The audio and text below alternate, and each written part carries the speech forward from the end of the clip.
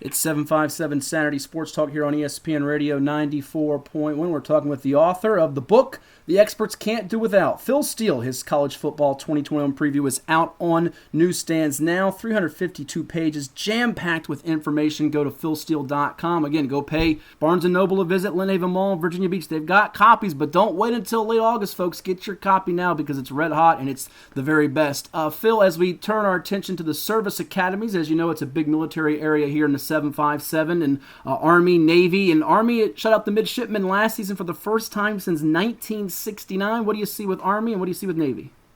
I think Army is a more veteran team than they normally have, which, they've got 6 starters back on offense, 8 on defense. 14 returning starters is something they haven't had for about 4 years. And I love the job that Coach Monken is doing with Army. You know, they've kept it running the option. They run it well. They play great defense. The special teams is solid. So I think Army's going to be in for yet another good year this year. They've got a couple of tough tests. They've played Ball State on the road early. Ball State's the defending MAC champ. They play Wisconsin on the road. They play a rejuvenated Wake Forest. And, of course, the Army or Air Force, Navy, Liberty games. But I think Army's one of the more veteran teams and should do well. And talking to Coach Niumatalolo of Navy, he felt that the disruption they had last year really disrupted Navy. Navy's a team that prides itself on physicality, and he said they went through the entire fall, as we know, with zero contact. And did that affect them? Yeah. It really affected them early, especially in that game against BYU where they got blown out 55-3. They were getting destroyed by Tulane at the half, but rallied for the win. But he said that greatly affected the offense because they're normally a lot more physical. They only had 275 yards per game last year. Now they've got a couple of quarterbacks that he likes a lot in Arline and Lavadier, and I think both those guys are going to do well. You're going to see a much improved offense, and he feels they're going to get back to a bowl game this year. I looked at the schedule, and there's really not a very comfortable schedule here. They play one of the tougher schedules in the country this season, but Coach Niumatalolo's very confident that they can get back to the postseason. And you know what? The last 2 times they had a losing season, he bounced back with a big winning year. They went 8-5 in 2012, and they went 11-2 in 2019. The last 2 times they had a losing season.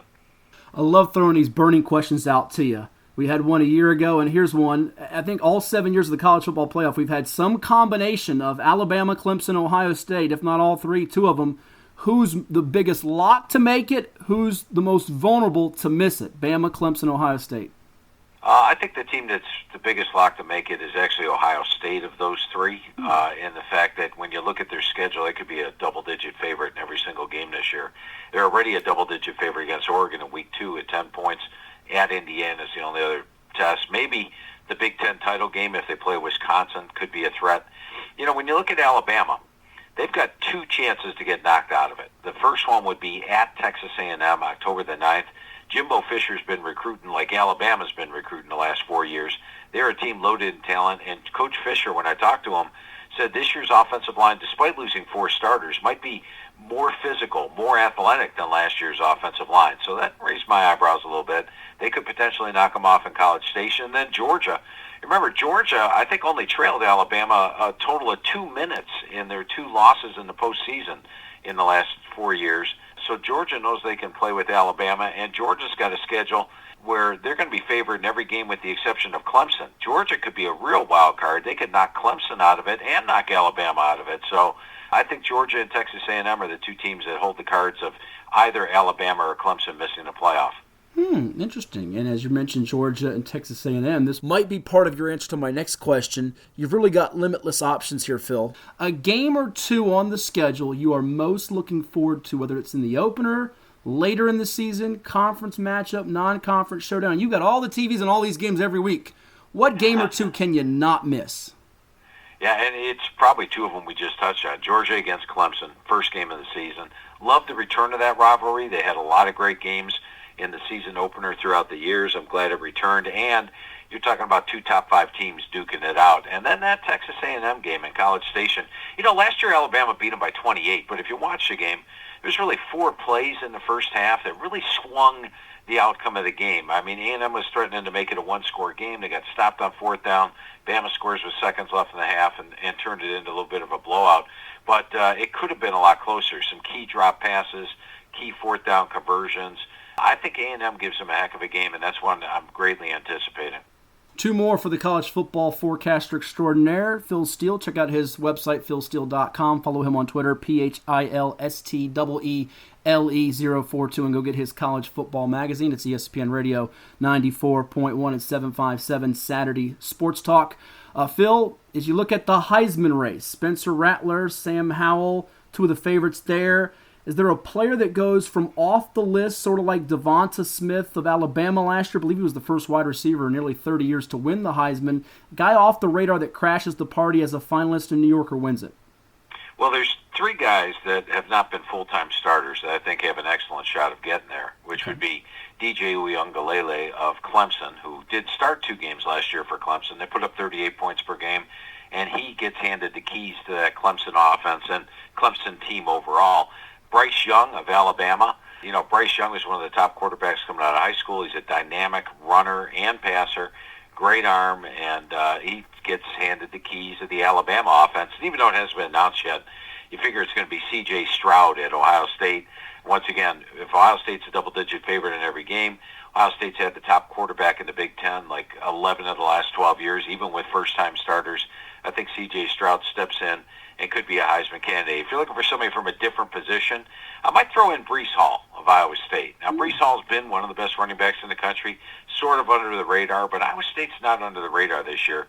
And if he was to do something like rush for 250 yards and upset Oklahoma and rush for close to 2,000 yards this year, I think he would have a chance of getting in there. And he's probably one of the big names in the country that not everybody has heard of. I love that you bring up Iowa State because they're involved in my final question for you, Phil, and you're so gracious with your time, and we appreciate that. Every year I like to come up with that team off the grid that's not on the national radar from a smaller league. Hawaii 1 year, San Diego State another. Last year it was Louisiana, if you recall, Phil, and the Raging Cajuns made me look great with that upset right out of the blocks at Iowa State. This year the team I'm really liking a lot is Nevada. It appears they have an NFL caliber quarterback, some quality receivers, enough to get by on defense, and I got a hunch they can knock off Cal or Kansas State on the road in the first month of the season. Am I crazy? No, you're not crazy at all. And you talk about weapons on offense. You touched on it. You know, their quarterback, Carson Strong, is an NFL caliber quarterback. One NFL draft Bible, I believe, had him rated the number 1 quarterback for the draft. The receiving core with Elijah Cooks, Melquin Stovall, Romeo Doubs, and tight end Cole Turner is one of the best in the entire country. They've got a great defensive front seven, and they are clearly capable of knocking off both Cal and Kansas State early on. I think those are big games. They've got some other big games on the schedule, like at Boise, at Fresno, at San Diego State. But with 20 starters coming back, they have an excellent shot at being that team. Another one I want to throw out at you that could pull a couple of big-time wins over ranked teams early in the year is Cincinnati. Cincinnati, I think, is the best group of 5 team out there. They're going to enter, I think they enter in the preseason top 10 this year. After finishing in the top 10 last year, their only loss being in the Peach Bowl to Georgia by 3 points, a game they led almost start to finish. They play Indiana week 3. Indiana's going to be ranked. They play Notre Dame week 4. Notre Dame's going to be in the top 10. They could stand toe-to-toe with both those teams and could very well pull a couple of big-time road upsets.